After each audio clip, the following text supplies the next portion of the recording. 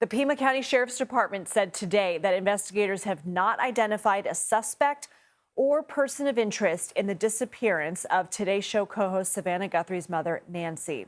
The department also tells CBS News it has received a ransom note last night after it was sent to a local news station. CBS News has not reviewed it, and authorities are working to determine its authenticity. A candlelight prayer service is being held tonight in Tucson, Arizona for the 84-year-old. CBS News reporter Andres Gutierrez is following the latest.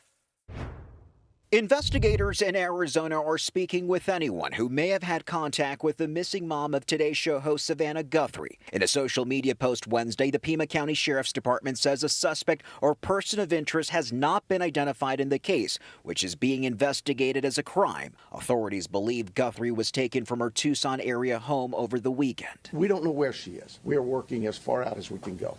The 84-year-old was reported missing after she did not attend church on Sunday. What appeared to be a small amount of blood was seen outside the front door, and a law enforcement source tells CBS News a little bit was found inside the house. Authorities say evidence is being tested. So far, what we found from that lab is nothing that would tell us this is who did this.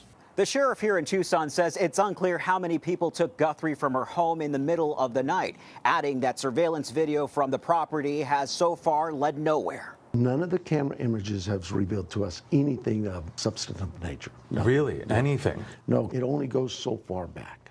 And so we're giving it to those camera makers and saying, can you do something more with this? The sheriff also says the FBI is now analyzing an apparent ransom note. Is there anything in that note that seems credible at this moment that you're giving weight to?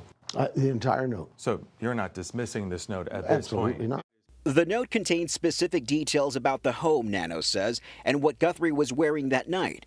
But he would not confirm the accuracy of that information or the legitimacy of the note. Andres Gutierrez, CBS News, Tucson, Arizona. For more, let's bring in Anna Schecter. She's a senior coordinating producer for our CBS News Crime and Public Safety Unit. So what more are we learning about the events leading up to Nancy Guthrie's disappearance? Well, the sheriff confirmed to me today that on Saturday night, that's the 31st, Nancy Guthrie went to dinner at her daughter Annie's home. They ate together with her son-in-law, and her son-in-law drove her back home, dropped her off around 9:45 p.m. We've reported some of that, but it was good to understand they weren't out at a restaurant. They were eating at Annie's home.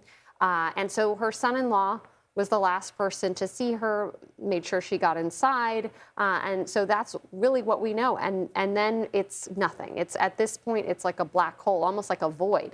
So I imagine that law enforcement is chasing down leads. They know a lot more than we do, but we don't have any indication that there is one specific lead. Even that ransom note that we're talking about, we don't know that there's any one that is really leading them on that trail to find her. Do we know if they've gotten a lot of tips? They have gotten hundreds of tips.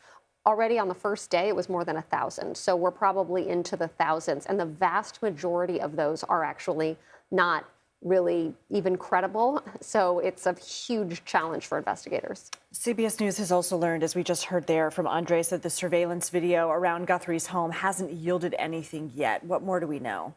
That's right. So the cameras in and around the home didn't show anything.